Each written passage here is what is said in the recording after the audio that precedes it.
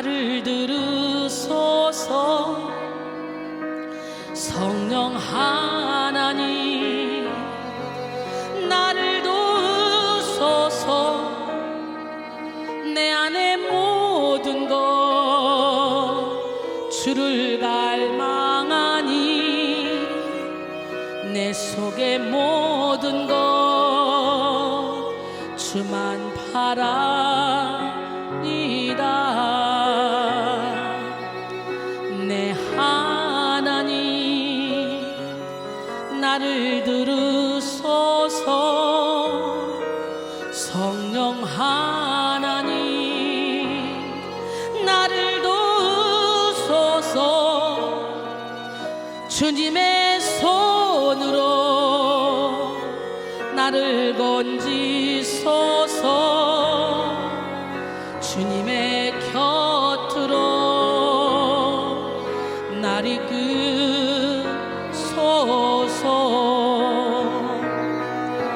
내가 새벽 날개를 치며 저 바다 끝에 거할지라도, 내가 하늘에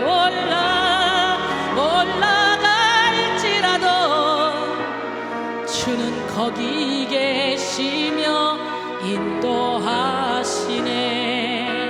내가 새벽 날개를 치며 저 바다 끝에 거할지라도, 내가 하늘에 올라갈지라도 주는 거기 계시며 인도하시네. 고린도서 1장 3절로 11절 말씀 함께 보겠습니다. 고린도서 1장 3절로 11절 말씀. 찬송하리로다. 그는 우리 주 예수 그리스도의 하나님이시요 자비의 아버지시요 모든 위로의 하나님이시며 우리의 모든 환난 중에서 우리를 위로하사 우리로 하여금 하나님께 받는 위로로서 모든 환난 중에 있는 자들을 능히 위로하게 하시는 이시로다. 그리스도의 고난이 우리에게 넘친 것 같이 우리가 받는 위로도 그리스도로 말미암아 넘치는도다. 우리가 환난 당하는 것도 너희가 위로와 구원을 받게 하려는 것이요 우리가 위로를 받는 것도 너희가 위로를 받게 하려는 것이니 이 위로가 너희 속에 역사하여 우리가 받는 것 같은 고난을 너희도 견디게 하느니라. 너희를 위한 우리의 소망이 견고함은 너희가 고난에 참여하는 자가 된 것 같이 위로에도 그러할 줄을 알미라. 형제들아, 우리가 아시아에서 당한 환난을 너희가 모르기를 원하지 않으니 힘에 겹도록 심한 고난을 당하여 살 소망까지 끊어지고 우리는 우리 자신이 사형 선고를 받은 줄 알았으니 이는 우리로 자기를 의지하지 말고 오직 죽은 자를 다시 살리시는 하나님만 의지하게 하심이라. 그가 이같이 큰 사망에서 우리를 건지셨고 또 건지실 것이며 이후에도 건지시기를 그에게 바라노라. 너희도 우리를 위하여 간구함으로 도우라. 이는 우리가 많은 사람의 기도로 얻은 은사로 말미암아 많은 사람이 우리를 위하여 감사하게 하려 함이라. 아멘. 이 시간에는 하나님의 오른손이라는 테마로 이제 진행이 되는 첫 번째 시간인데요. 위로와 이해의 손. 무슨 손? 시작. 오늘 하나님의 위로를 받으시고 우리가 어떤 상황 가운데 있다 할지라도 하나님이 우리를 위로해 주시고 또 우리를 이해해 주시는 하나님이라는 걸 깨달으시고 주님 앞에 있는 모습 그대로 나가는 지혜로운 성도들이 되기를 원합니다. 할렐루야. 하나님의 오른손은 하나님의 임재와 구체적인 역사를 뜻하는 상징적인 표현입니다. 성경은 자주 하나님의 구원, 도움, 보호, 치료, 섭리 등을 표현할 때 하나님의 오른손이라는 상징을 사용합니다. 물론 창조주 하나님이 우리 인간들처럼 얼굴이 있고 다리가 있으며 양손이 있는 것은 아닙니다. 하나님은 무소부재하시며 인간의 이성으로 형상화할 수 없는 무한하신 분입니다. 그러나 하나님은 우리에게 다가오실 때 우리가 알아차릴 수 있도록 우리에게 맞춰주신다는 거죠. 그래서 믿음의 선진들은 위기 때마다 여호와의 이름을 의지함으로 하나님의 오른손을 보며 오른손의 안위와 인도를 받았습니다. 시편 118편 14절로 16절 여호와는 나의 능력과 찬송이셔 또 나의 구원이 되셨도다. 의인들의 장막에는 기쁜 소리 구원의 소리가 있으며 여호와의 오른손이 권능을 베푸시며 여호와의 오른손이 높이 들렸으며 여호와의 오른손이 권능을 베푸시는도다 그랬어요. 이스라엘 백성들을 출애굽시키고 광야 40년 동안 인도한 이 모세는 하나님의 오른손의 영광과 능력을 다음과 같이 찬양했습니다. 출애굽기 15장 6절에 보니까 여호와여 주의 오른손이 권능으로 영광을 나타내시나이다. 여호와여 주의 오른손이 원수를 부수시니이다. 할렐루야. 예, 하나님의 마음에 합한 자 다윗도 수많은 광야 속에서 붙들어 주시는 하나님의 오른손을 경험했고 그가 남긴 찬양시를 통해 하나님의 오른손을 노래했습니다. 시편 18편 35절 또 주께서 주의 구원하는 방패를 내게 주시며 주의 오른손이 나를 붙들고 주의 온유함이 나를 크게 하셨나이다 라고 했어요. 시편 20편 6절에 여호와께서 자기에게 기름 부음 받은 자를 구원하시는 줄 이제 내가 아노니 그의 오른손에 구원하는 힘으로 그의 거룩한 하늘에서 그에게 응답하시리로다. 할렐루야. 믿음의 사람들은 하나님의 오른손을 사모하며 하나님의 오른손을 의지합니다. 하나님의 오른손에 모든 것이 있기 때문이죠. 하나님의 오른손에 천지 만물이 있고 역사의 시작과 끝이 있습니다. 우리의 눈에 보이는 것과 보이지 않는 것, 우리의 마음으로부터 우주 끝까지 우리가 생각하는 것에서부터 상상할 수조차도 없는 것들에 이르기까지 모든 것이 다 하나님의 손에 있습니다. 하나님의 오른손에는 실패가 없습니다. 하나님의 오른손은 우연도 없습니다. 그런 의미에서 하나님의 오른손에는 기적도 상식이 됩니다. 하나님은 전지전능하신 오른손으로 홍해를 가르시고 반석에서 물이 나오게 하시고 죽은 자를 다시 살아나게 만드십니다. 그래서 고라자손과 또 아삽 등 이 시편의 많은 시인들이 하나님의 오른손을 의지하며 기도하고 찬양했습니다. 시편 89편 13절에 주의 팔에 능력이 있사오며 주의 손은 강하고 주의 오른손은 높이 들리우셨나이다. 할렐루야. 크리스천 유치원을 다니는 이제 막 7살이 된 한 아이가 있었습니다. 하루는 이 아이가 신이 나서 엄마를 큰 소리로 불렀어요. 그리고 엄마한테 달려갔어요. 엄마! 그리고 손에 들고 있던 스케치북을 펼쳐서 엄마에게 쫙 보여줬어요. 엄마 이것 좀 보세요. 오늘 유치원에서 그림을 그렸는데요, 내가 그린 그림이 제일 훌륭하다고 선생님께 칭찬을 받았어요. 그래서 많은 아이들이 내 그림을 구경했어요. 근데 스케치북에 그려져 있는 그림은 크고 긴 손뿐이었어요. 근데 이게 무슨 그림이야? 이건요 하나님의 손이에요. 오, 그래? 그런데 하나님의 손이 왜 이렇게 크고 길어? 그건요 하나님의 손은 이 세상 구석구석까지 다 닿아야 하니까 이렇게 긴 거고요, 또 하나는 많은 사람들을 도와줘야 되니까 이렇게 큰 거예요. 할렐루야. 성경에서 오른쪽은 대부분 의롭고 바른 자리, 축복과 위로의 자리, 도움과 변호의 자리, 영광과 권능의 자리를 뜻합니다. 오늘 우리는 오른손으로 나타나는 하나님의 임재를 경험해야 돼요. 하나님의 오른손은 위로와 이해의 손이며 권면과 징계의 손이자 치료와 회복의 손입니다. 또 하나님의 오른손은 사귐과 보호의 손이자 기적과 능력의 손이며 인도와 축복의 손입니다. 하나님은 하나님의 오른손으로 친히 하나님의 자녀인 우리에게 안수하시고 능력을 베풀어 주시고 진리를 나타내기를 원하십니다. 이 시간 여러분 모두가 하나님의 오른손을 바라보고 하나님의 오른손에 붙들리는 복을 받으시길 원합니다. 이사야 41장 10절에 두려워하지 말라, 내가 너와 함께함이라. 놀라지 말라, 나는 내 하나님이 됨이라. 내가 너를 굳세게 하리라. 참으로 너를 도와주라. 참으로 의로운 나의 오른손으로 너를 붙들리라. 그러니 세상 일에 실패했어도 환난 핍박이 다가와도 염려하고 걱정할 필요가 없습니다. 하나님의 의로운 오른손이 나를 붙잡아 주시기 때문에. 할렐루야. 예, 우리 함께 세상 일에 실패했어도 찬양하며 가사 속에서 말씀하시는 하나님의 음성을 듣는 시간이 되기를 원합니다.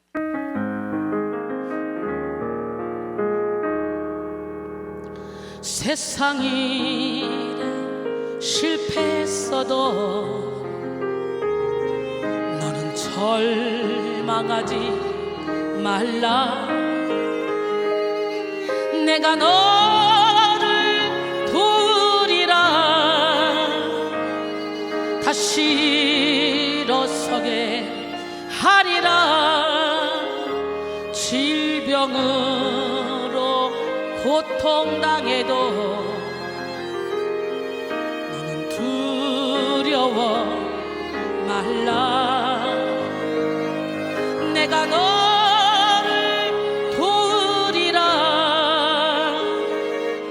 다시 일어서게 하리라. 나를 버린 자들도 내가 사랑하거늘 하물며 너희를 그냥 둘까 보냐. 나는 너와 함께하는 너의 하나님 됨이니 의로운 오른손으로 붙들리라. 내가 너를 굳세게 하리라. 너를 크게 사용하리라. 너로 하여금 나를 증거하도록 내가 너를 도우리라. 환난 핍박 끊임없어도 너는 절망하지 말라. 내가 너를 도우리라. 다시 일어서게 하리라. 참지 못할 슬픔이 있어도 기도하며 담대하라. 내가 너를 도우리라. 다시 일어서게 하리라. 항상 눈물 흘리며 믿음으로 간구하는 너희의 기도를 내가 외면하랴. 나는 너와 함께하는 너의 하나님 됨이니 의로운 오른손으로 붙들리라. 내가 너를 굳세게 하리라. 너를 크게 사용하리라. 너로 하여금 나를 증거하도록 내가 너를 도우리라. 내가 너를 믿으십니까? 우리라.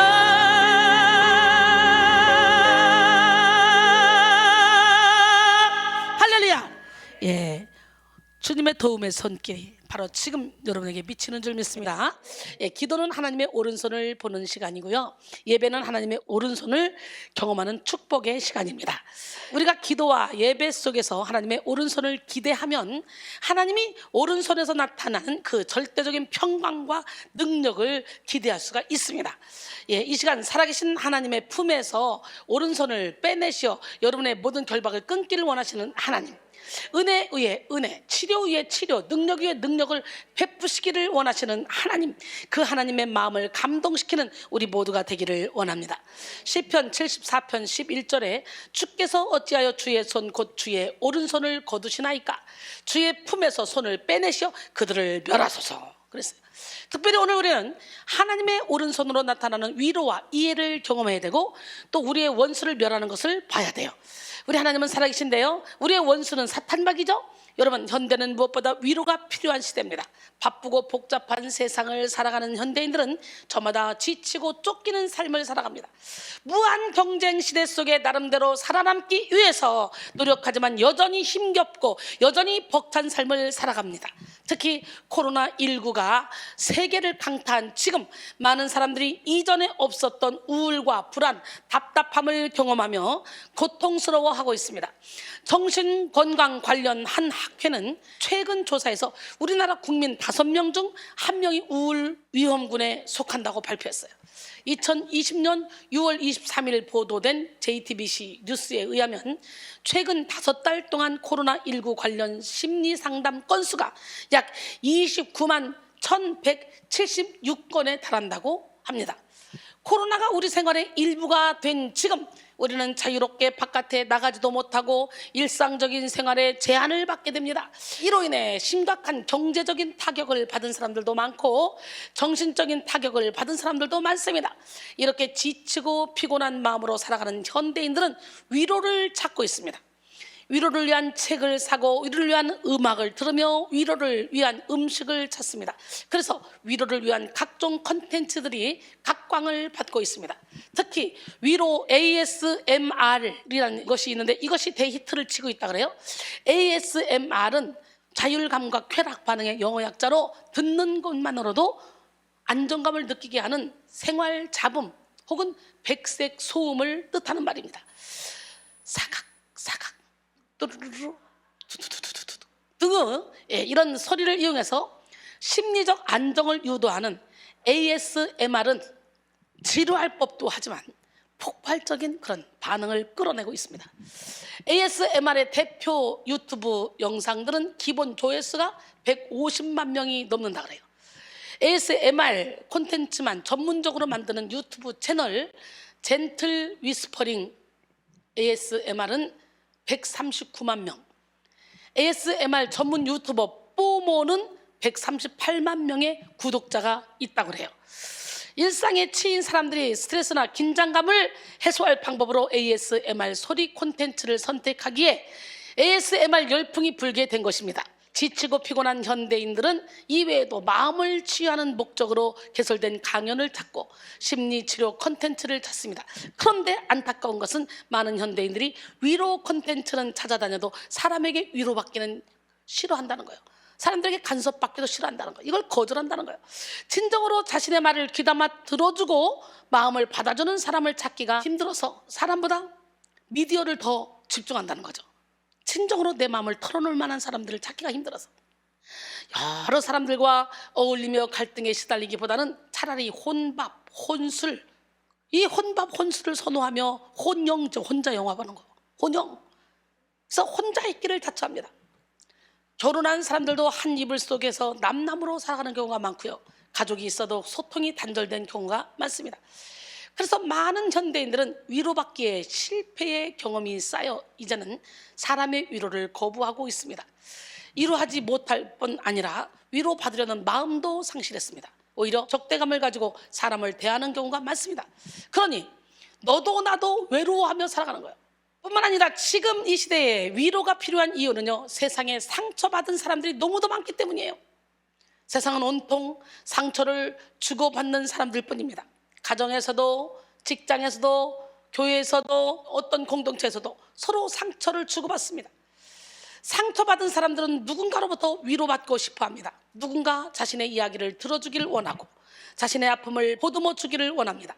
그 위로를 받기 위해 이곳저곳 찾아다니지만 위로를 받지 못합니다.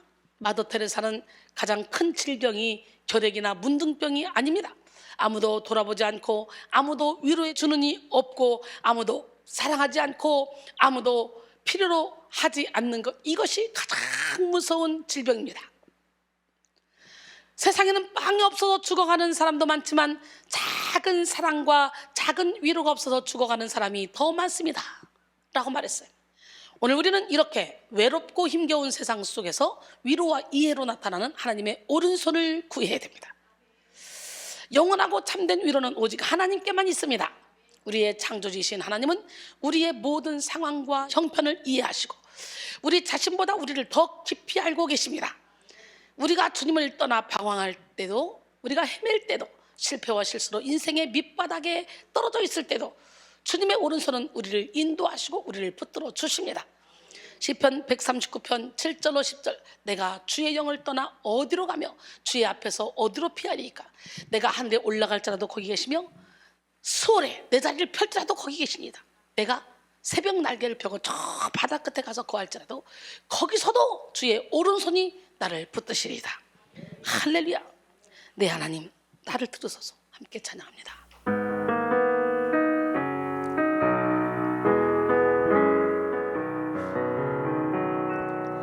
내 하나님,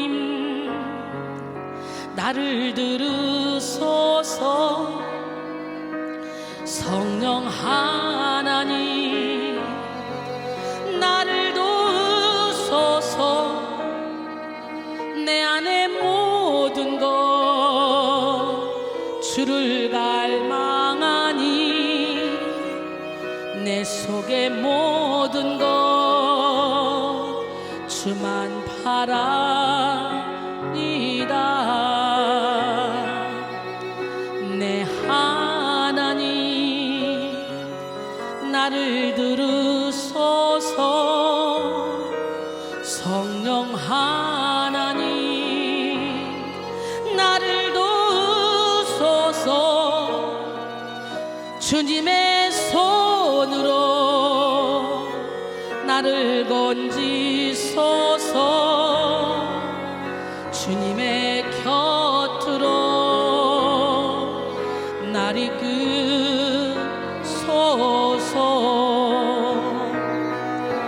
내가 새벽 날개를 치며 저 바다 끝에 거할지라도, 내가 하늘에 올라갈지라도 주는 거기 계시며 인도하시네.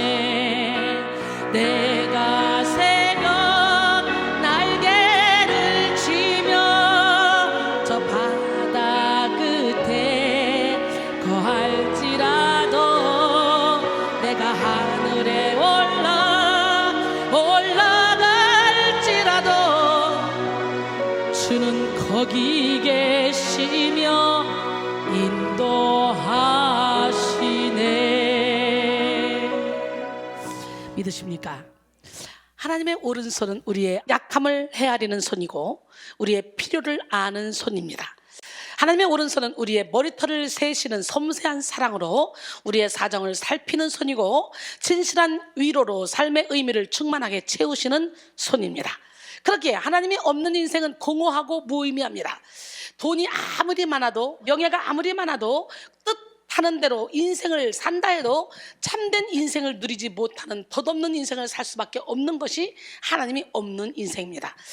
마태복음 10장 28절로 31절, 몸은 죽여도 영혼은 능히 죽이지 못하는 자들을 두려워하지 말고 오직 몸과 영혼을 능히 지옥에 멸하실 수 있는 이를 두려워하라.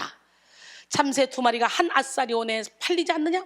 그러나 너희 아버지께서 허락하시지 아니하시면 그 하나도 땅에 떨어지지 아니하리라. 너희에게는 머리털까지 다 세신 바 되었나니 두려워하지 말라. 너희는 많은 참새보다 귀하니라 그랬어요. 성도는 하나님의 위로로 사는 사람입니다. 비록 성도의 인생에 많은 고난이 있을지라도 하나님은 고난 뒤에 반드시 위로를 채우시기에 성도는 하나님의 위로로 승리할 수 있습니다. 참으로 하나님은 우리의 인생이 어렵고 험악한 순간을 맞이할 때 더욱더 인자하신 손길로 우리를 붙들어 주시는 분입니다. 우리가 환난을 만날 때 하나님을 의지하고 기도하면 하나님의 오른손은 우리의 피난처가 되시고 우리의 힘이 되시고 우리로 하여금 모든 상황 속에서 넉넉히 이기게 하십니다. 시편 46편 1절로 5절, 하나님은 우리의 피난처시오 힘이시니 환난 중에 만날 큰 도움이시라. 그러므로 땅이 변하든지 산이 흔들려 바닷 가운데 빠지든지 바닷물이 솟아나고 뛰놀든지 그것이 넘침으로 산이 흔들릴지라도 우리는 두려워하지 아니하리로다. 한 시내가 있어 나뉘어 흘러 하나님의 성 곧 지존하신 이의 성소를 기쁘게 하도다.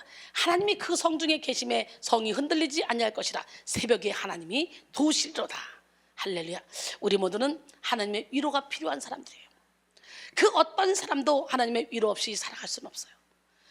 겉으로 강하게 보이는 사람이면 강하게 보이는 사람일수록 오히려 더 큰 위로가 필요한 경우가 많죠.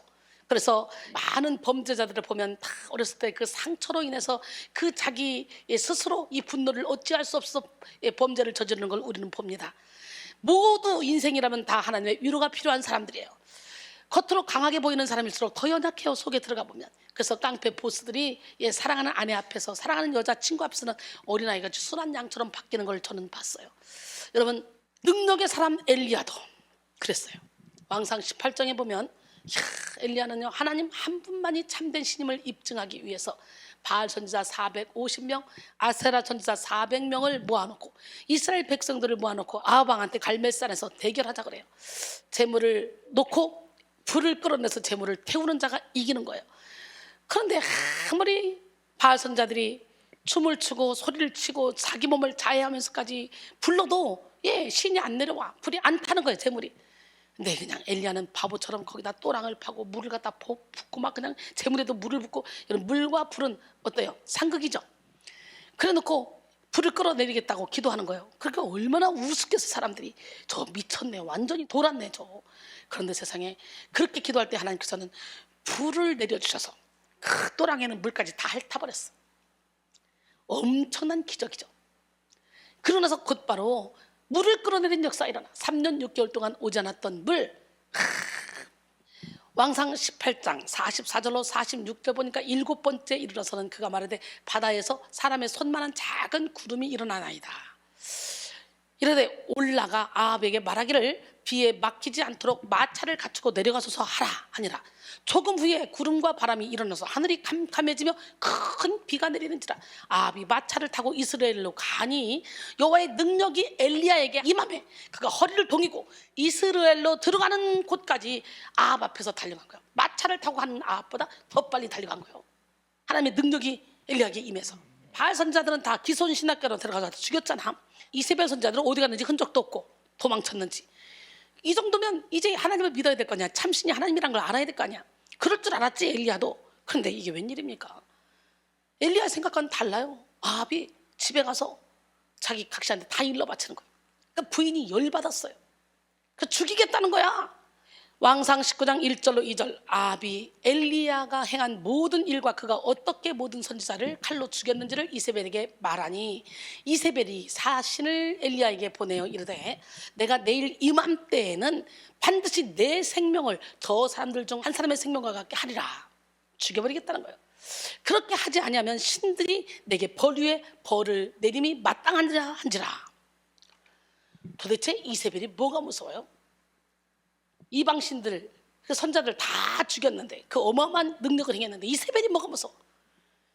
근데 이 위대한 선자 엘리야는 한낱 여자의 위협에 잔뜩 겁을 먹고 살기 위해서 곧바로 로뎀나무 아래로 도망칩니다. 왕상 19장 3절로 4절. 그가 이 형편을 보고 일어나 자기의 생명을 위해 도망하여 유다에 속한 브엘세바에 이르러 자기의 사환을 그곳에 머물게 하고 자기 자신은 광야로 들어가 아랫길쯤 가서 한 로뎀나무 아래에 앉아서 자기가 죽기를 원하여 이르되 여호와여 넉넉하오니 지금 내 생명을 거두시옵소서. 나는 내 조상들보다 낫지 못하니이다 그랬어요.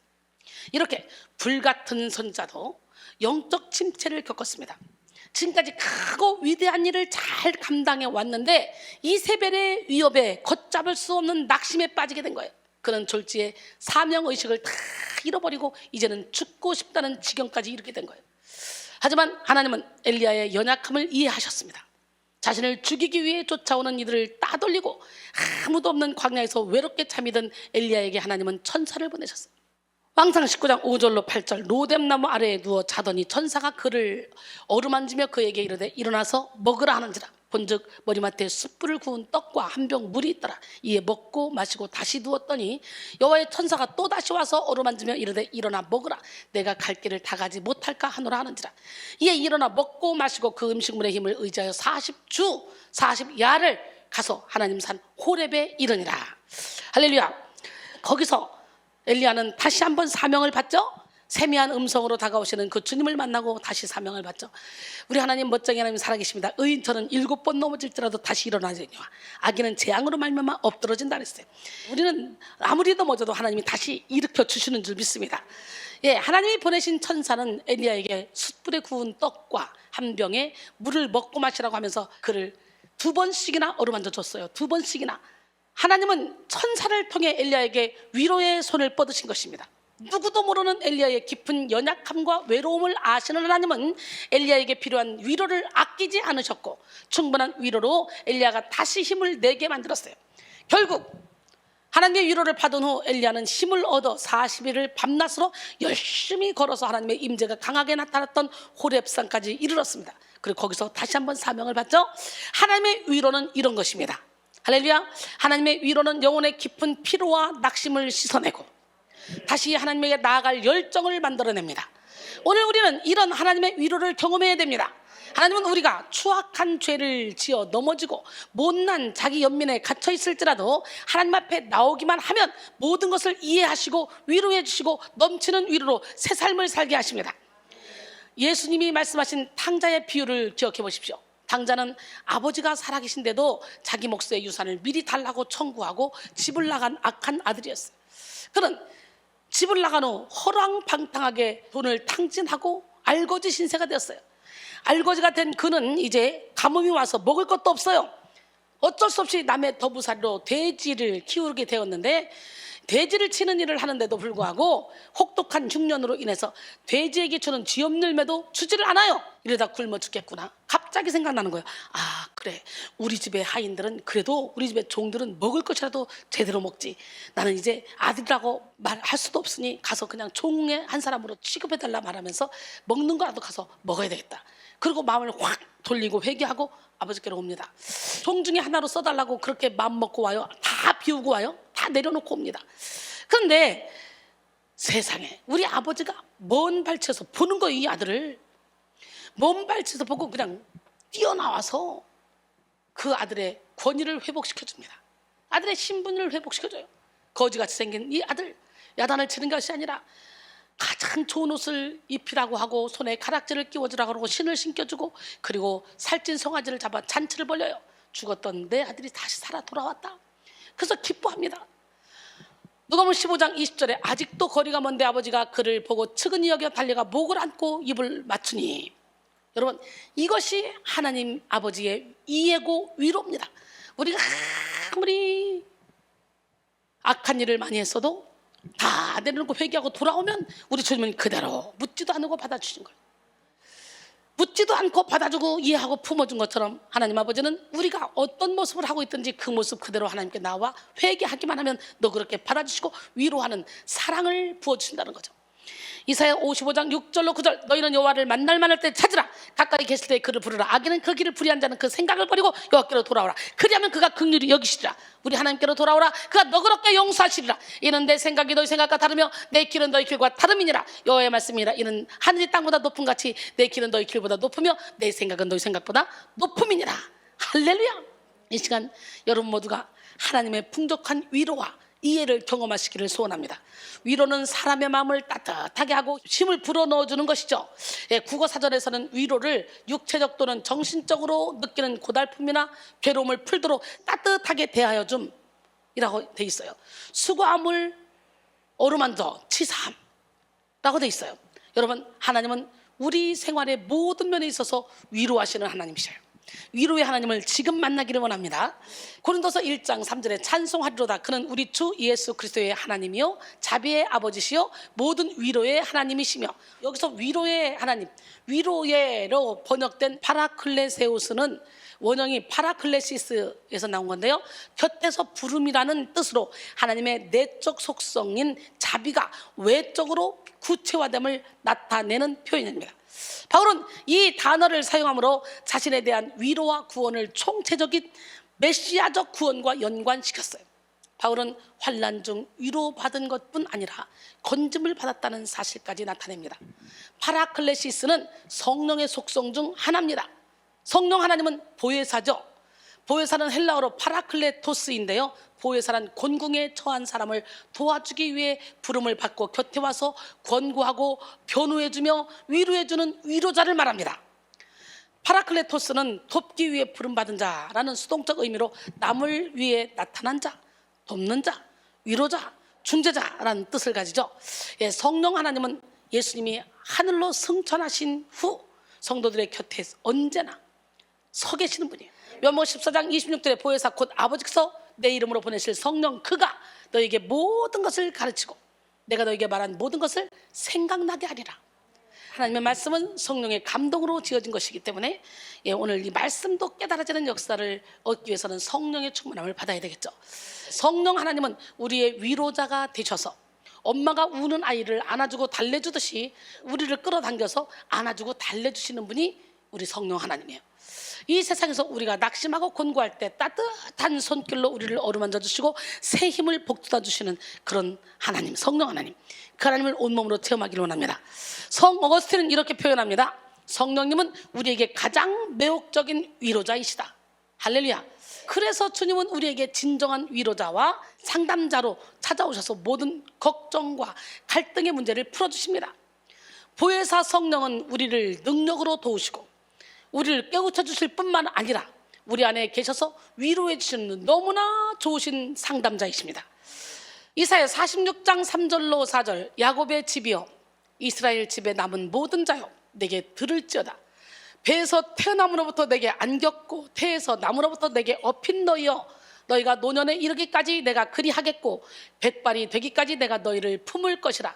내가 지었은즉 내가 업을 것이요 내가 품고 구하여 내리라 그랬어요. 할렐루야. 예수 그리스도는 하나님이 보여주시는 위로의 절정입니다. 하나님은 우리의 완전한 위로가 되어주시기 위해서 육신을 입고 이 땅에 오셨습니다.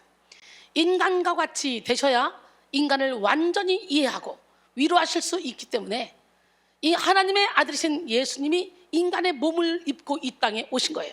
참으로 예수님은 우리의 위로가 되시는 하나님의 아들이십니다. 예수님은 인간의 모습으로 이 땅에 오셔서 우리와 같이 먹고 같이 입고 같이 주무시면서 우리를 이해하셨습니다. 우리와 같이 울고 웃고 수고하고 즐거워하시면서 우리를 사랑하셨습니다. 우리와 같이 희노애락을 다 느낀 거예요. 100% 인간의 몸을 입고 오셨으니까. 신성도 100%죠. 그리고 어떻게 하면 하나님 아버지와 친밀히 교제할 수 있는지, 기도는 어떻게 해야 하는 것인지, 그리고 섬김은 어떤 것인지를 삶으로 직접 보여주셨습니다. 예수님이 오시기 전까지 인간은 하나님의 품에 안겨 그 하나님의 사랑에 감사할 때도 있었지만 다른 한편으로는 그래도 당신은 하나님이시니까 하는 거리감이 있었어요. 최소한 우리도 천사와 같은 능력이 있었다면 이렇게 비참하게 살지는 않았을 것이라는 그런 원망도 있었어요. 하나님은 그래서 인간이 되셨어요. 인간이 되셔서 인간의 마음을 헤아리시고 이해하시고 인간들에게 사랑하는 법을, 섬기는 법을, 죽는 법을, 그리고 다시 사는 법을 가르쳐 주셨습니다. 뿐만 아니라 사람이 되신 주님은 가장 비천한 것에서부터 최악의 경우까지 친히 담당하셨어요. 그러므로 주님은 오늘 우리의 완벽한 위로자이시며 안위가 되시는 줄로 믿습니다. 히브리서 2장 18절에 그가 시험을 받아 고난을 당하셨은즉 시험 받는 자들을 능히 도우실 수 있느니라. 헬리나우에는 그의 책 상처 입은 치유자에서 예수 그리스도는 상처 입은 치유자입니다. 예수 그리스도는 이 땅에서 많은 상처를 받았습니다. 그분은 제자들의 배신으로 인해 상처를 받았고 가족들로부터 거절받으셨으며 십자가에서 살이 찢겨지는 상처를 받았습니다. 그리고 하나님 아버지께도 버림을 받았습니다. 그럼에도 불구하고 당신이 받았던 상처 때문에 사람들을 원망하거나 불평하거나 하나님을 원망하지 않았습니다. 상처받은 사람들은 가슴에 끌어안고 치유하시는 분이 되셨습니다. 그래서 예수 그리스도는 상처받은 우리 인생을 이해하십니다 라고 했습니다. 그러므로 우리는 문제와 어려움을 만날 때에 문제의 해결자가 되시며 우리의 위로자가 되시는 예수님을 바라봐야 돼요. 그래서 고난보다 큰 하나님의 도움을 받고 하나님께 받은 위로로 어려움을 당하는 다른 사람들을 위로하며 살아가야 합니다. 히브리서 4장 14절로 16절 그러므로 우리에게 큰 대제사장이 계시니 승천하시니 곧 하나님의 아들 예수시라. 우리가 믿는 도리를 굳게 잡을지어다. 우리에게 있는 대제사장은 우리의 연약함을 동정하지 못하시리가 아니요 모든 일에 우리와 똑같이 시험을 받으시는데 죄는 없으시니라. 그러므로 우리는 긍휼하심을 받고 때를 따라 돕는 은혜를 얻기 위하여 은혜의 보좌 앞에 담대히 나아갈지니라. 할렐루야. 오늘 본문인 고린도 후서는 위로의 복음이라는 별명을 가지고 있습니다. 특별히 오늘 본문은 집중적으로 위로를 다루고 있습니다. 이전에 바울은 고린도 교회의 문제를 해결하기 위해 고린도 전서를 썼습니다. 그러나 고린도 교회 성도들은 편지를 받고도 회개하지 않았어요. 바울은 잠시 고린도 교회를 신방했지만 많은 상처를 안고 돌아왔습니다. 그러나 바울은 고린도 교회를 그대로 둘 수가 없었어요. 그는 괴로워하면서 애통하는 마음으로 많은 눈물을 흘리면서 편지를 써서 디도 편에 보냈습니다. 바울은 디도를 통해 그들 가운데 회개의 역사가 일어나고 있다는 소식을 들었어요. 바울은 이 소식을 듣고 항상 우리를 그리스도 안에서 이기게 하시고 우리로 말미암아 각처에서 그리스도를 아는 냄새를 나타내시는 하나님께 감사를 드렸습니다. 그리고 그간의 불신을 없애기 위해 여러 모양으로 자신의 심정을 전했습니다. 그래서 고린도후서는 곳곳에 그들에 대한 바울의 사랑과 절실한 심정이 담겨져 있습니다. 그래서 고린도후서를 화해의 서신이라고 부르기도 합니다. 이 서신은 바울이 고린도에서 3개월 유하기 직전 AD 55년 가을에 마게도냐에서 기록했습니다. 특별히 바울은 본문을 통해 하나님을 모든 위로의 하나님이라고 소개했어요. 자세히 읽어보면 위로라는 말이 10번이나 나오는 것을 알 수가 있어요. 그만큼 하나님의 위로를 강조하고 싶었던 것입니다. 하나님은 환난 중에 우리를 위로하시는 분, 고난 중에 우리를 위로하시는 분입니다. 하나님의 위로가 있기 때문에 그리스도인은 그리스도의 고난에 참여하고 고난을 받으면서도 기뻐하며 즐거워할 수 있습니다. 우리가 환난 중에도 즐거워하니 이는 환난은 인내를, 인내는 연단을, 연단은 소망을 이룬 줄 압니다. 할렐루야. 고린도서 1장 4절 오늘 본문이죠. 우리의 모든 환난 중에서 우리를 위로하사. 여기서 위로하사의 헬라어는 파라칼론인데요, 이는 위로하심이 중단 없이 계속 된다는 것을 뜻합니다. 하나님은 중단 없는 위로로 우리를 위로하십니다. 이사야 66장 13절 어머니가 자식을 위로함같이 내가 너희를 위로할 것인즉 너희가 예루살렘에서 위로를 받으리니. 위로는 하나님께서 우리를 당신 곁으로 부르신다는 말씀입니다. 우리는 이미 아담 안에서 범죄하여 하나님으로부터 멀어졌는데 그런 우리를 곁으로 부르신다는 것입니다. 우리를 용서하시고 우리를 의롭다 하시고 우리가 지불해야 될 눈물과 고통, 질고와 저주를 몸소 대신 받으시고 곁으로 부르신 것입니다. 이것이 바로 위로입니다. 인간은 아담의 범죄로 하나님과 교제가 단절되었는데 그리스도 안에서 교제가 회복된 것입니다. 하나님이 그 곁으로 부르심으로 내가 아들의 위치와 신분에 들어가는 것입니다. 오늘 여러분 모두가 하나님의 위로를 받고 여러분의 영적 신분을 회복받으시며 하나님의 자녀된 권세를 누리시기를 소원합니다. 그렇다면 구체적으로 하나님의 위로와 이해의 손은 어떻게 역사할까요? 첫 번째, 고난을 견디게 합니다. 바울은 자신과 그 일행들이 받은 위로가 고린도 교인들 속에도 역사하여 그들 역시 고난을 견디며 위로받는 유익을 얻게 될 것이라고 말하고 있습니다. 즉 이는 고난을 받고 위로를 받은 바 있는 바울 일행이 고난 가운데 있는 고린도 교인들을 위로할 것이라는 의미가 아니라 자신들이 고난 가운데서 위로받은 것과 같은 방법으로 고린도 교인들도 위로받을 수 있게 될 것을 피력하는 것입니다. 진실로 하나님은 우리가 고난을 견딜 수 있도록 도와주셔요. 오늘 본문 5절에 그리스도의 고난이 우리에게 넘친 것 같이, 오늘 본문 속에서 바울은 자신이 그리스도와 관계를 맺고 있는 한 그리스도께서 당하신 것과 같은 고난을 자신도 당하는 것이 필연적이라는 사실을 잘 알고 있었어요. 그래서 그는 그리스도의 남은 고난을 자신의 육체에 채운다는 고백을 했잖아요. 골로새서 1장 24절에 나는 이제 너희를 위하여 받는 괴로움을 기뻐하고 그리스도의 남은 고난을 그의 몸된 교회를 위하여 내 육체에 채우노라. 할렐루야. 또한 그는 십자가의 길을 걸어가기 위한 이러한 고난에 대해서 당연히 기쁨으로 받아들여야 할 것이라고 여겼습니다.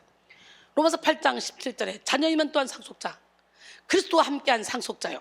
할렐루야. 자녀면 또한 상속자, 곧 하나님의 상속자, 그리스도와 함께한 상속자니 우리가 그와 함께 영광을 받기 위하여 고난도 함께 받아야 할 것이니라. 할렐루야. 한편 바울이 말한 이 그리스도의 고난이 우리에게 넘친 것 같이 해서 넘친 것 같이로 번역된 이 카도스 페리슈에이는 계속과 반복을 나타내는 직설법 동사인데요, 이는 차고 넘치는 고난이 단순히 지난 과거의 일이 아니라 바울의 생애에 항상 그림자처럼 따라다녔음을 의미합니다. 바울은 이런 고난을 피하려 하지 않았고 오히려 성도의 증표라 여겼고 또 그리스도의 고난에 동참한다는 것이 기뻤습니다. 그래서 고린도서 1장 5절 우리가 받는 위로도 그리스도로 말미암아 넘치는도다, 이 말씀처럼 바울의 삶의 고난이 넘친 것처럼 동일하게 그리스도로 말미암는 위로가 넘치기 때문에 그 고난을 너끈히 이겨낼 수 있다고 고백하고 있는 거예요. 예수 그리스도께서 십자가 순환 이후 영광 속으로 들어가셨던 것처럼 바울과 그리스도인들 역시 고난 후에 고난과 비교할 수 없는 영광을 받을 것이라는 소망을 보여줍니다. 즉 이러한 소망 자체가 고난 속에서도 넘치는 위로가 된다는 거예요. 로마서 8장 18절에 생각하건대 현재의 고난은 장차 우리에게 나타날 영광과 비교할 수 없도다. 나는 이 말씀만 들으면 그렇게 행복할 수가 없어요. 그러니까 장차 우리에게 나타날 영광과 비교할 수 없는 그 복을 받기 위해서 현재의 고난도 우리는 능히 이겨나갈 수 있는 거예요. 내세를 우리가 바라보지 않으니까 현실 앞에서 슬프네, 아프네, 힘드네, 저 사람이 보기 싫으네, 아유 헤어지고 싶네, 막 이런 생각이 생기는 거지. 여러분이 내세를 바라볼 줄 안다면 예수님의 마음으로 모든 사람을 긍휼히 불쌍히 여겨주고 그들을 품어줌으로 그들을 옳은 길로 인도하는 축복의 통로가 될 수가 있습니다.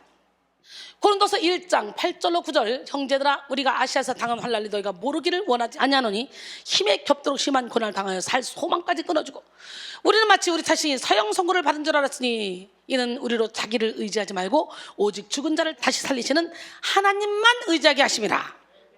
때때로 우리는 감당할 수 없는 문제와 어려움을 만나면 마치 사형 선고를 받은 것 같이 마음이 어려울 때가 있습니다. 사도 바울은 고린도 교회에게 이 편지를 기록할 당시에 얼마나 힘든 고난을 당했는지 살 소망이 끊어지고 마치 마음에 사형 선고를 받은 것과 같다고 고백했어요. 그러나 사도 바울은 문제에 휩쓸려 넘어지지 않았어요. 전지전능하신 하나님을 의지함으로 모든 고난을 견딜 수가 있었던 거예요. 고린도전서 4장 9절에 보면요, 내가 생각하건대 하나님이 사도인 우리를 죽이기로 작정된 자같이 끄트머리에 두셨음에 우리는 세계 곧 천사와 사람에게 구경거리가 되었노라 그랬어요. 얼마나 기가 막힙니까? 사도 바울이 당한 고난은 우리가 이루 말로 다 표현할 수 없죠. 수도 없이 죽을 고비를 넘겼죠. 그런데도 염려하는 것은 교회를 위해서 염려한다고 말합니다. 오늘 우리도 우리를 위로하시는 하나님을 통해 고난을 이기는 방법을 배워야 돼. 하나님은 우리의 슬픔과 아픔을 방치해 두시는 분이 아니에요. 고통과 외로움 가운데 홀로 내버려 두시는 분도 아니에요. 하나님은 우리에게 보혜사 성령님을 보내주시고 위로받게 하시며 친히 의로운 오른손으로 우리를 붙들어 주시는 좋으신 분입니다. 우리가 성령의 도우심을 구할 때 그분의 위로, 상담, 도움을 체험하게 됩니다. 나가 주님의 위로는 위로로 끝나지 않고 구체적으로 도와주시어 내가 해결할 수 없는 문제까지도 해결해 주십니다. 사실 성도에게 주어지는 극한 상황은 오직 성도로 하여금 주님만을 의지하는 법을 배우도록 하기 위해 이렇듯 하나님이 만드신 학교입니다. 예수 믿는 자에게는 우연이 없습니다. 광야로 이끌린 이스라엘 백성을 생각해 보십시오. 그들은 극한 상황에 있었습니다. 먹을 것도 없고 물도 없고 독사와 전갈과 한낮의 뜨거운 태양과 밤의 추위 그리고 다른 민족이 그들을 위협하고 있었습니다. 언제라도 죽음이 그들에게 들이닥칠 수 있었습니다. 이렇듯 생명을 위협받는데 어찌 극한 상황이 아니라고 할 수 있겠습니까?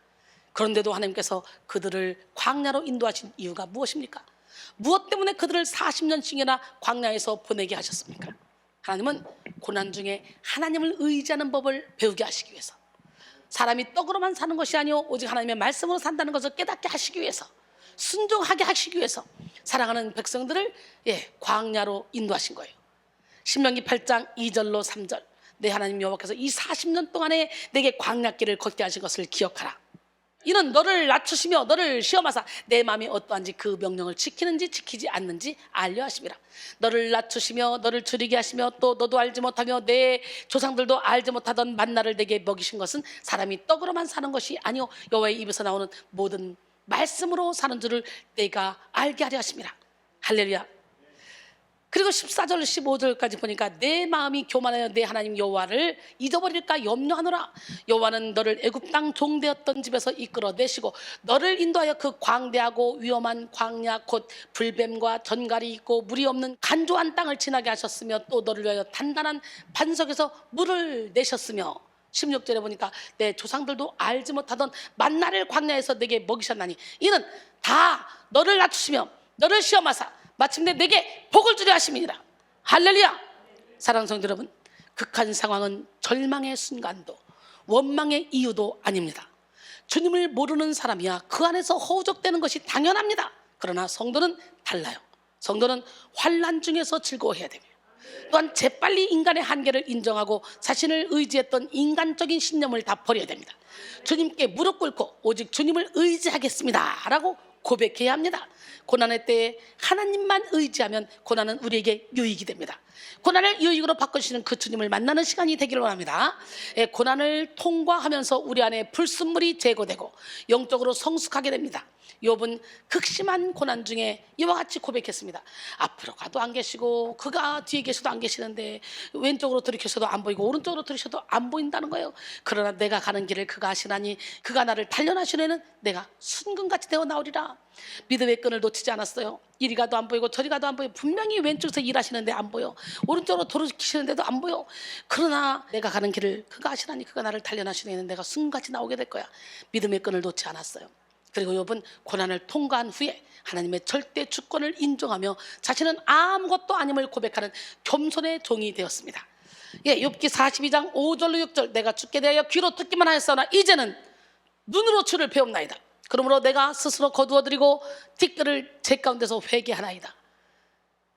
우리가 고난 가운데 회개하고 나가면 주님께서는요 더 큰 은혜로 우리를 인도해 주십니다. 결국은 욥은 친구와 화해하게 하시고 친구들에게 예물을 갖다 바쳐라. 욥에게 너는 기도해줘라. 그리고 결국은 갑절의 축복을 주시잖아요. 할렐루야. 시편 50편 15절에 환난 날에 나를 부르라. 내가 너를 건지리니 네가 나를 영화롭게 하리라. 믿으십니까? 발명왕 에디슨의 기도입니다. 온 시절이 다 여름뿐이라면 나의 죄를 눈같이 씻어주신다는 말씀을 내 어찌 알 수 있으리요. 모든 날이 봄처럼 화사하다면 슬픈 눈물을 닦아주신다는 그 말씀을 내 어찌 알 수 있으리요. 고통이 내게 없었다면 사랑하는 자에게 안식을 주신다는 주님의 그 약속을 내 어찌 마음속에 간직할 수 있었으리요. 무덤이 내 앞에 없는 것이라면 영생은 꿈이 아니라고 내 어찌 믿음을 가질 수 있으리요. 나는 믿노라. 결과 눈물과 괴로움 저 무덤까지도 그 모두가 주님의 축복임을.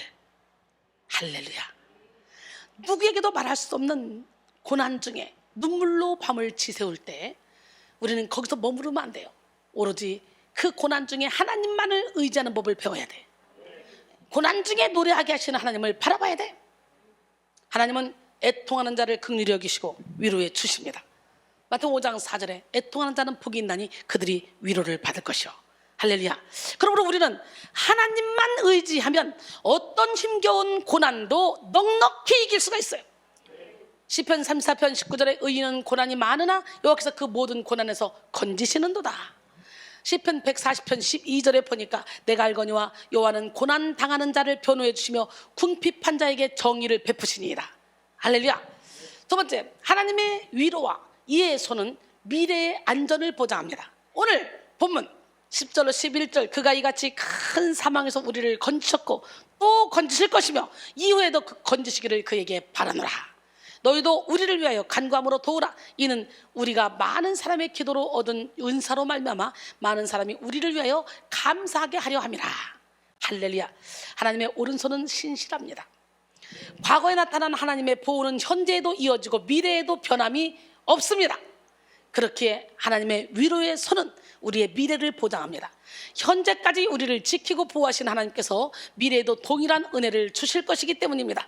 바울은 거의 죽음 일보 직전까지 갔다가 사망에서 자신을 건지시는 하나님의 놀라운 능력을 체험했습니다. 그리고 현재에도 여러 가지 위험에서 자신을 건지실 하나님을 의지하고 있고 이후에도 하나님이 위기에서 건지실 것을 확신하고 있습니다. 이 믿음이 여러분의 믿음이 되기를 원합니다. 물론 사도 바울은 죽을 것을 알면서도 예루살렘으로 가서 성령의 예고대로 순교했어요.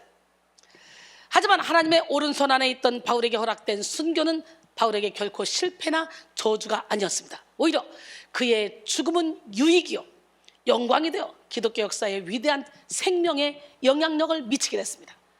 빌립보 1장 20절로 21절 나의 간절한 기대와 소망을 따라 아무 일에든지 부끄러워하지 아니하고 지금도 전과 같이 온전히 담대하여 살든지 죽든지 내 몸에서 그리스도가 존귀하게 되게 하려 하나니 이는 내게 사는 것도 그리스도니 죽는 것도 유익함이라.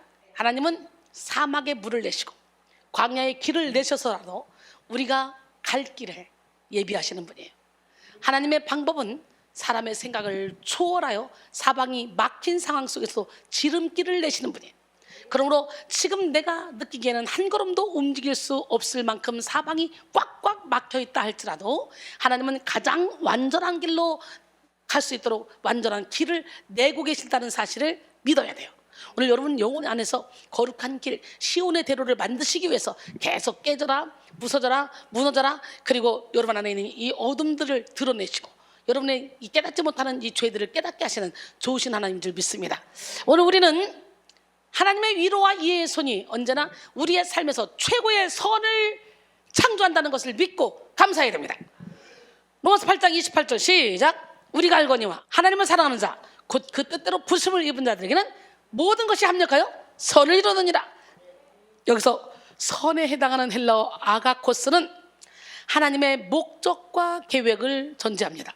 또 선에 해당하는 히브리어 토브는 그거 역시 하나님의 목적과 관련이 깊은데요.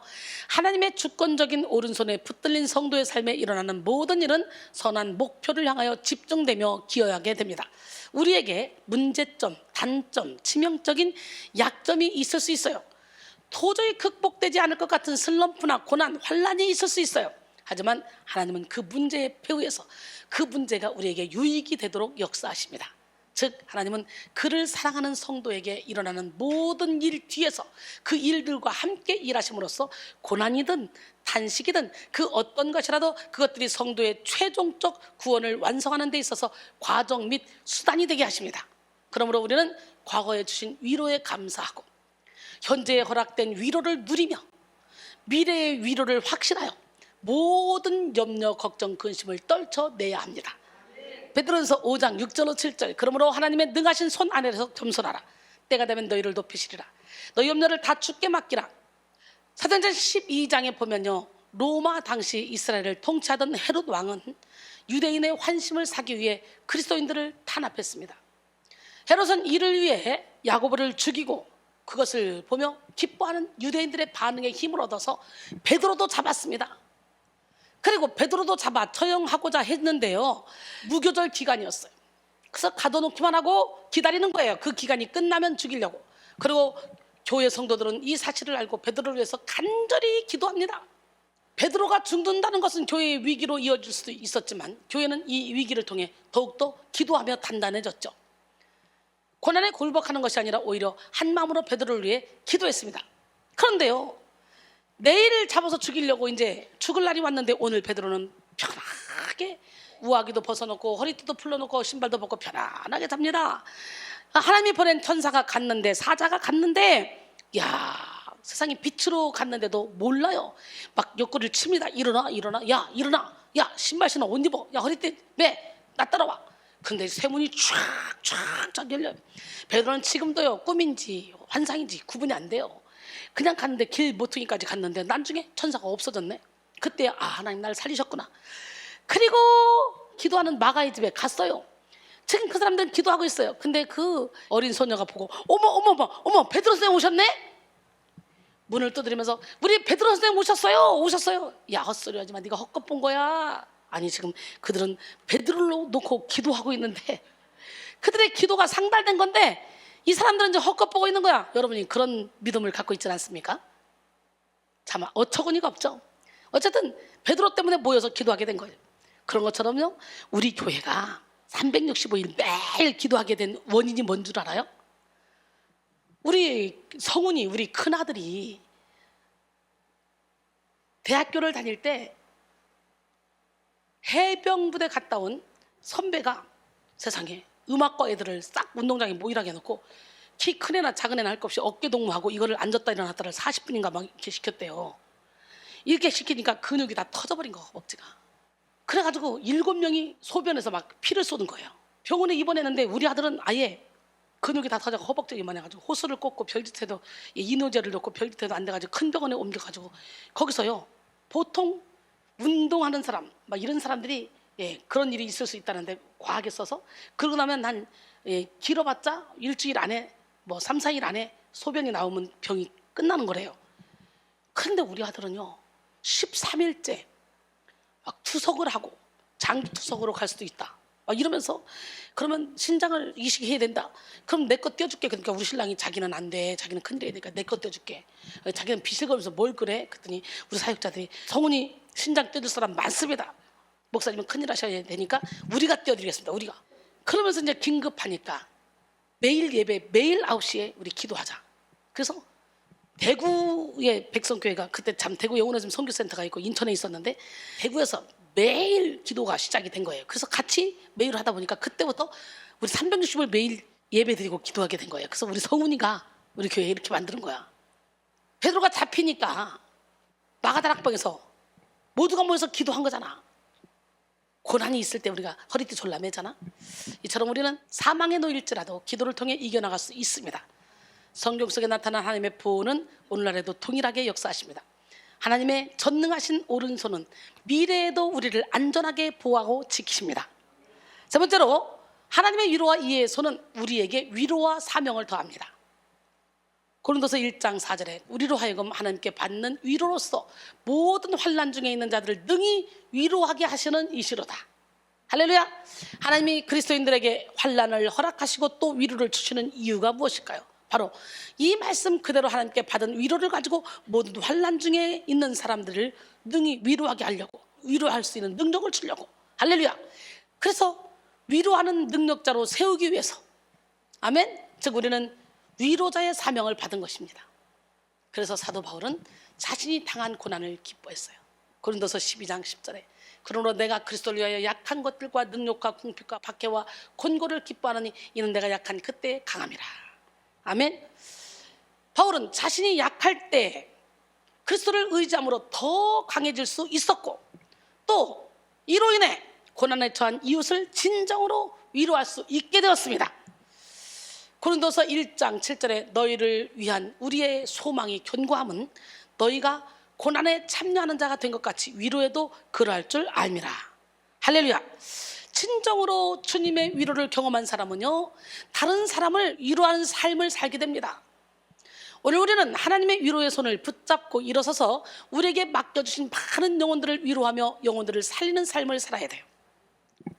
오늘 우리는 하나님의 위로의 손을 붙잡고 일어서서 우리에게 맡겨주신 많은 영혼들을 위로하며 영혼들을 살리는 삶을 살아야 합니다. 이사야 40장 1절 너희의 하나님이 이르시되 너희는 위로하라. 내 백성을 위로하라. 초대교회의 위로와 격려의 훌륭한 모범이 되는 인물이 있었습니다. 바나바, 그의 본명은 요셉입니다. 그런데 예루살렘의 사도들이 바나바라는 또 하나의 이름을 붙여봤어요. 별명. 바나바가 뭡니까? 위로의 아들이라는 거예요. 그에게 다른 사람들을 위로하고 격려하는 특별한 재능이 있었기 때문에 붙여준 것입니다. 바나바는 초대교회에서 여러모로 큰 역할을 감당한 인물이었지만 무엇보다도 그를 빛나게 한 업적은 그가 위로와 격려를 통해서 바울과 마가를 세워주었다는 사실입니다. 사도행전 4장 36절로 37절 구브로에서 난 레위족 사람이 있으니 이름은 요셉이라 사도들이 일컬어 바나바라 번역하면 위로의 아들이라 하니 그가 밭이 있음에 팔아 그 값을 가지고 사도들의 발 앞에 두니라. 할렐루야. 바나바는 바울이 처음 예루살렘에서 사도들과 성도들로부터 외면을 당했을 때에 사람들이 그를 신뢰하고 받아주도록 중개 역할을 감당했어요. 도와줬어요. 왜냐하면 이 사울은요, 예수 믿는 사람을 잡아서 죽이기도 하고 감방에 가두기도 하고 외국까지 가서 예수 믿는 사람을 잡아오기도 한 사람 아니에요. 이렇게 지독스럽게 예수 믿는 사람을 미워했던 사람인데 이 사람이 하나님을 만난 다음에 변했어요. 근데 아무도 안 믿어주는 거예요. 그래서 바나바가 중간에서 딱 도와주면서 자리에 설 수 있도록 만들어줬죠. 바나바가 개척한 안디옥 교회도 또 데려와서 거기서 함께 사역을 하고 함께 선교를 나가고. 바나바 너무 멋있잖아요. 그것이 바울에게는 큰 위로와 격려가 되었습니다. 이후에도 바울이 고향으로 돌아가서 심적으로 힘겨운 시절을 보내고 있었을 때 바나바가 그를 안디옥 교회로 불러서 이렇게 함께 목회를 했다는 거예요. 아마도 힘겹고 외로웠던 바울의 사역 초기에 그와 같은 바나바의 위로와 격려가 없었다면 바울이 그토록 큰 복음의 역사를 일으키기 쉽지 않았을 것이라고 생각이 돼요. 바나바가 세워준 또 한 명의 초대교회 인물은 뭡니까? 바로 마가입니다. 마가의 집은 최초의 교회였습니다. 그 어머니 마리아는 예수께서 제자들과 함께 최후의 만찬을 가지시도록 자기 집을 제공했습니다. 예수께서 돌아가셨을 때에도 부활하신 후에도 제자들이 모인 곳이 마가의 집이었어요. 바로 그 집에서 오순절 성령 체험의 역사가 일어났고 거기서부터 교회의 역사가 시작됐어요. 그런 훌륭한 믿음의 어머니 밑에서 자랐지만 마가는 젊은 시절 영적인 실패자였습니다. 예수께서 체포되셨을 때에 자기 목숨 부지하자고 주님을 버리고 도망가기도 했잖아요. 마가복음 14장 51절로 52절. 한 청년이 벗은 몸에 배 혼이불을 두르고 예수를 따라가다가 무리에게 잡힘에 배 혼이불을 버리고 벗은 몸으로 도망하니라. 후에 다시 주님을 위해 일할 기회를 얻어서 바울과 바나바와 함께 소아시아 전도여행 팀에 합류했지만 여행의 어려움을 이기지 못하고 도망치듯 예루살렘으로 돌아가 버렸습니다. 그러나 마가는 훗날 영적 패배자에서 영적 거장으로 거듭나게 되었어요. 그가 바로 가장 복음서 중에서 먼저 쓰여진 마가복음의 저자가 되었고 초대교회의 두 기둥이었던 베드로와 바울 모두에게 칭찬과 신뢰와 인정을 한몸에 받는 귀한 일꾼이 되었습니다. 그런데요, 이 마가가 선교여행 갔을 때에 중간에 돌아오는 바람에 사도 바울이 나는 이제 마가하고는 못 가. 그래서 바나바하고 싸웠잖아요. 결국 갈라져서 바나바는 마가하고 바울은 실라하고 그렇게 선교여행을 따로 갔잖아요. 그랬던 사람인데 결론적으로 이렇게 멋지게 인생을 마감하죠. 여러분, 그 모든 일은 바나바 덕분이에요. 바나바 덕분. 멋지지 않습니까?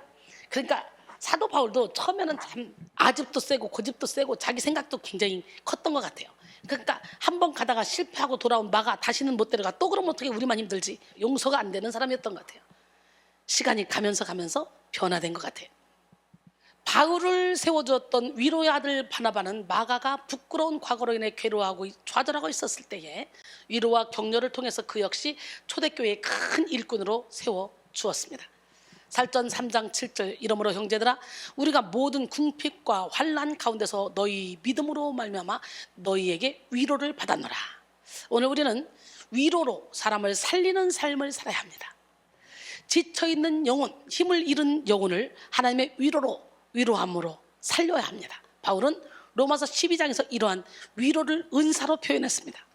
로마서 12장 6절로 8절 우리에게 주신 은혜대로 받은 은사가 각각 다르니 혹 예언이면 믿음의 분수대로, 혹 섬기는 일이면 섬기는 일로, 혹 가르치는 일이면 가르치는 일로, 혹 위로하는 자면 위로하는 일로, 구제한 자는 성실함으로, 다스리는 자는 부지런함으로, 긍휼을 베푸는 자는 즐거움으로 할 것이니라. 할렐루야. 위로의 은사를 받은 사람은 다른 사람의 아픔을 자신의 아픔으로 깊이 느낄 줄 알고 적절한 시기에 적절한 말로 잘 격려하고 위로합니다. 그래서 위로의 은사를 받은 사람들은요, 사람들을 편안하게 하고 다시 힘을 얻게 하는 분위기를 가지고 있습니다. 위로의 은사를 받은 사람들은 위로함으로 격려하고 권면하며 화해시키고 안위하는 것까지 이르러 영혼을 살리는 일을 합니다. 곁에 있으면서 도와주고 약한 자에게 힘을 주며 흔들리는 자를 붙잡아주고 악전고투하는 사람의 뒤를 받쳐주며 망설이는 자를 안정시켜주고 고난에 처한 사람을 위로해주며 갈팡질팡한 사람을 격려해주는 능력이 바로 위로의 은사입니다. 할렐루야. 그런데 위로의 은사라고 해서 무조건 따뜻하고 부드러운 말만 하는 것은 아니에요. 때로는 거룩한 분노를 내야 돼요. 바른 길로 가르쳐야 돼요. 위로의 은사는 지친 마음을 다독거리고 힘을 더해주는 은사임과 동시에 날카로운 책망의 말도 포함하는 은사입니다. 다시 말해 위로의 은사를 가진 사람은 성도의 잘못된 행동을 눈 감아주지 않습니다. 오히려 정확한 진리를 전달함으로써 깨닫게 해서 그 사람으로 하여금 스스로 극복할 수 있도록 도와주는 것이 위로의 은사입니다. 그러므로 위로의 은사는 무조건 죄를 짓고 잘못하고 있는데도 편들어주는 것이 아니에요. 여기서 잘못해서 지금 제가 인생 막대로 사람 채찍고 때리고 있어요. 얼마나 슬플까, 얼마나 힘들까. 그래서 쫓아가서 힘들지, 속상하지, 아유 내가 커피 한 잔 사줄게. 이거는 위로의 은사가 아니에요. 그거는 위로하는 것이 아니라 오히려 사탄의 도구로 쓰임받아 그 사람을 잡아뜨리는 거예요. 당연히 내가 잘못했으니까 혼나야 돼, 나도 고쳐야 돼, 이런 마음을 먹고 있는데 갑자기 네가 맞아, 어떻게 강단에서 그럴 수 있어. 그리고 편들어주면요, 내가 깨달으려고 했는데 갑자기 그래, 그렇지, 그리고 그게 위로라고 착각해서 사탄의 도구가 된다는 거지. 분별할 수 있는 은혜가 여러분에게 있기를 원합니다. 할렐루야. 참된 위로는 진리를 분명하게 드러내고 진리로 영혼이 살아나도록 만드는 것입니다. 이 시간 여러분 모두에게 하나님으로부터 오는 강력한 위로의 은혜가 임하고 동시에 다른 영혼을 위로할 수 있는 능력도 함께 임하기를 소원합니다. 때로는 인생 막대기로 사람 채찍으로 우리가 맞아야 되고 때로는 때려야 돼요. 하나님께서 우리를 도구로 사용하시면 사무엘하 7장 14절에 나는 그에게 아버지가 되고 그는 내게 아들이 되리니 그가 만일 죄를 범하면 내가 사람의 매와 인생의 채찍으로 징계하려니와. 잠언 9장 7절로 10절 보니까 거만한 자를 징계하는 자는 도리어 능력을 받고 악인을 책망하는 자는 도리어 흠이 잡히느니라. 거만한 자를 책망하지 말라. 그가 너를 미워할까 두려우니라. 지혜 있는 자를 책망하라. 그가 너를 사랑하리라. 지혜 있는 자에게 교훈을 더하라. 그가 더욱 지혜로워질 것이요 의로운 사람을 가르치라. 그의 학식이 더하리라. 여호와를 경외하는 것이 지혜의 근본이요 거룩하신 자를 아는 것이 명철이니라. 그랬어요. 할렐루야. 그러니 누군가가 여러분을 책망하고 징계할 때 무조건 귀 막고 피하지 마시고 들을 귀를 열어놓으시고 고치시기 바랍니다. 에베소 5장 11절로 13절 너희는 열매 없는 어둠의 일에 참여하지 말고 도리어 책망하라. 그들이 은밀히 행하는 것들은 말하기도 부끄러운 것들이라. 그러나 책망을 받는 모든 것은 빛으로 말미암아 드러나니 드러나는 것마다 빛이니라 그랬어요. 그래서 무조건 저 사람이 힘들어 보인다고 그냥 가서 그냥 그 사람을 위로하는 척하면서 깨닫지 못하도록 그 사람 편을 들어주면 그 사람을 위로하는 것이 아니라 그 사람을 그냥 방치하고 어둠의 길로 가게 만드는 거예요. 부부가 있는데요, 자녀가 말을 하도 안 들어서 아빠가 야단을 치는데 엄마가 자녀 편 들고, 엄마가 야단을 치는데 아빠가 자녀 편 들고, 그러면 이 자녀는 교육이 안 돼요. 잘못했을 때는 그냥 야단치게 놔두고 뒤에서 보고, 그리고 그가 깨닫게 만들어줘야 되고, 야단 맞은 다음에는 그가 아파하잖아. 그가 위로해줘야 되겠지. 위로해주지만 아빠가 어떻게 그럴 수 있니? 엄마가 어떻게 그럴 수 있니? 이게 아니라 아빠가 너를 너무너무 사랑하는데, 엄마가 너를 너무너무 사랑하는데 너의 이 부분을 고치고 싶어서, 너는 이 부분만 고치면, 아빠가 말씀하신 대로 이 부분만 고치면 너는 멋진 작품이 되거든. 엄마도 너 너무너무 사랑하는데 이거를 고쳤으면 좋겠어. 이게 위로지. 무조건 편들어주는 건 위로가 아니에요. 분별하시기 바랍니다. 결론적으로 사랑하는 성도 여러분, 하나님의 오른손은 지금도 살아 역사하시는 하나님의 임재요, 하나님이 행하시는 구체적인 치료와 능력, 사랑과 용서, 보호와 축복입니다. 오늘 우리는 하나님의 오른손에 붙들린 인생이 되어 하나님이 베푸시는 위로와 이해를 구해야 합니다. 하나님의 위로는 모든 인간에게 필요한 완전한 존재의 의미이며 영적인 능력입니다. 우리가 어떤 상황 속에 있더라도 하나님의 위로를 받으면 모든 상처를 씻음받고 다시 사명을 위한 새 삶을 살 수가 있습니다. 하나님의 위로와 이해의 손이 고난을 견디게 하고 미래의 안전을 보장하며 우리를 위로의 사명자로 세우기 때문이죠.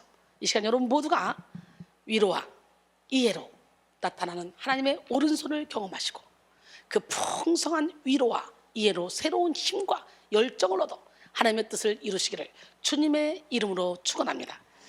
예수 나를 위하여 십자가를 칠 때 우리 함께 찬양하며 그 예수님의 그 십자가의 능력이 나에게 임하게 하시고 주님이 주시는 그 위로가 내게 있게 하시고 그리고 그 위로를 받은 대로 나도 위로할 수 있는 능력을 베풀어 달라고 함께 찬양하고 기도하는 시간을 갖기를 원해요.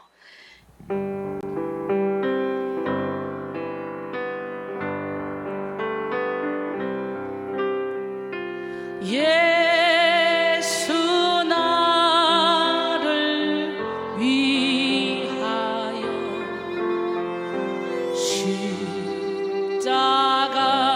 십자가를 칠 때 세상 죄를 지시고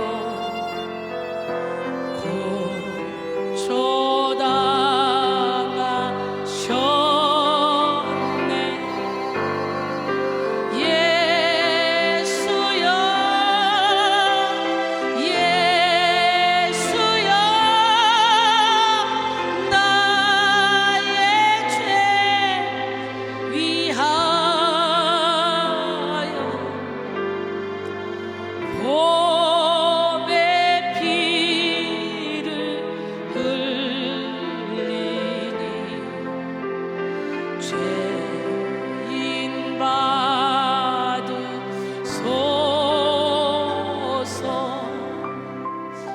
십자가를 지심은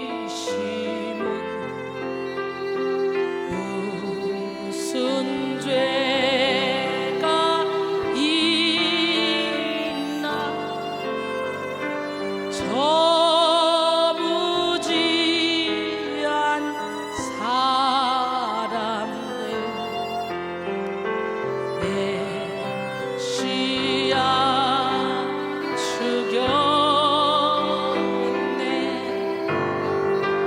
예수여 예수여 나의 죄 위하여 봄의 비를 흘리니 죄인 받으소서.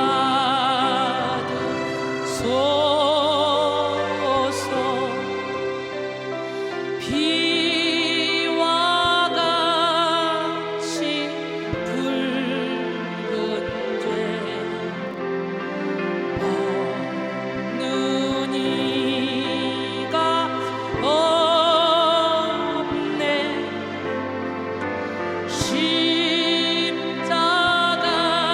십자가의 공로로 눈과 같이 되네. 예수여 예수여 나의 죄 위하여 봄의 피를 흘리니 죄인 받으소서.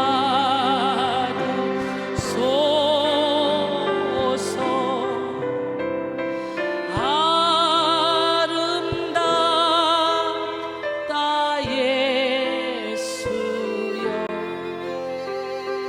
나의 좋은 친구. 예수 공로 아니면 영원 형벌 안네. 예수여 예수여 나의 죄 위하여 봄의 비를 흘리니 죄인 받으소서.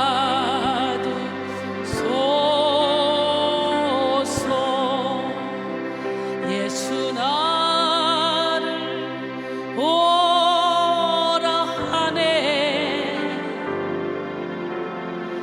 예수 나를 오라 하네.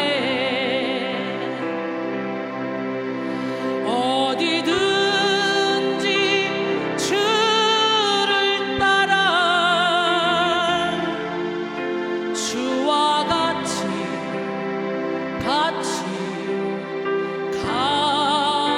가려네.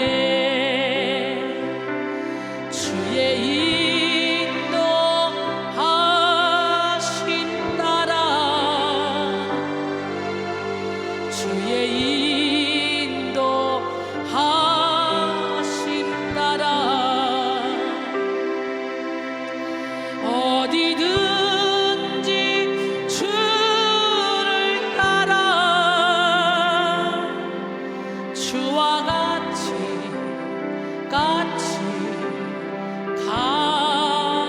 가려네. 겟세마네 동산까지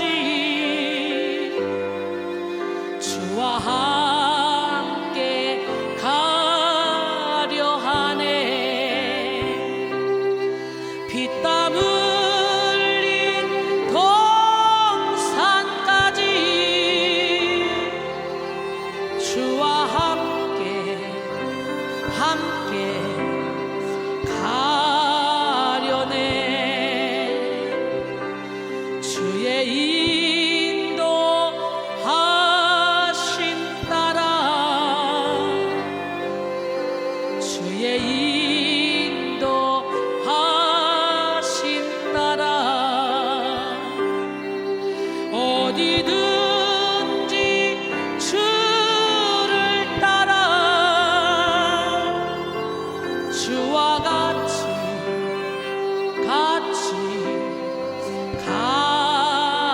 가려네. 심판하실 자리까지 주와 함께 가려 하네. 심판하실 자리까지 주와 함께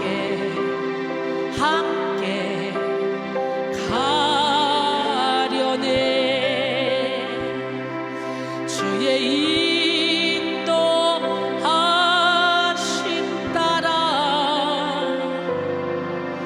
주의 인도하심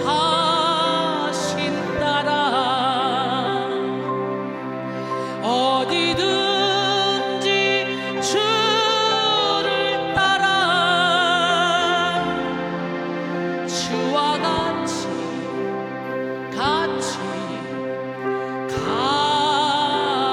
가려네. 주가 크신 은혜 내려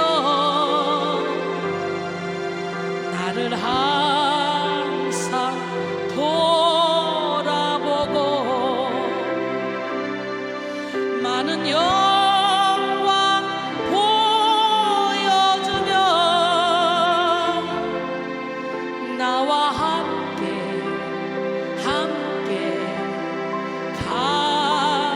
가시네.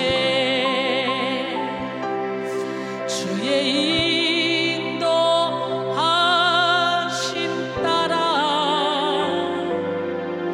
주의 인도하심 따라 어디든지 주를 따라 주와 같이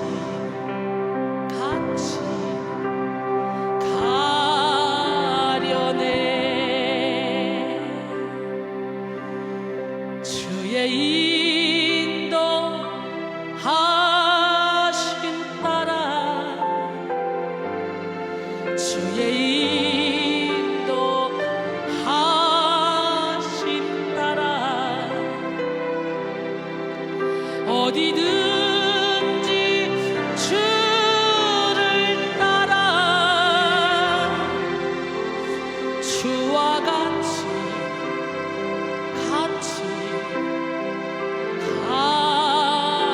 가려네. 내 주의 은혜 강가로 저 십자가에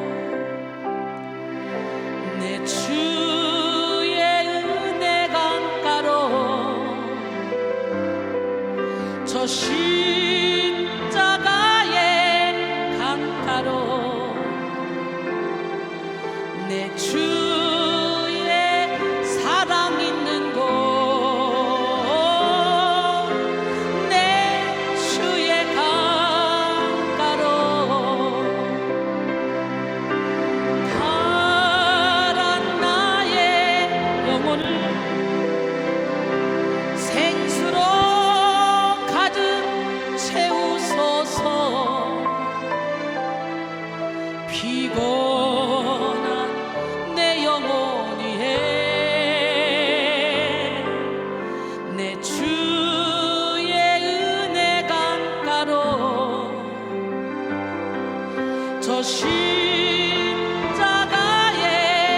강가로 내 주의 사랑 있는 곳, 내 주의 강가로 주님과 함께하는 이 고요한 시간, 주님의 보좌 앞에 내 마음을 쏟네. 모든 것 아시는 주님께 감출 것 없네. 내 맘과 정성 다해 주 바라나이다. 나 염려하잖아도 내 쓸 것 아시니 나 오직 주의 얼굴 구하게 하소서.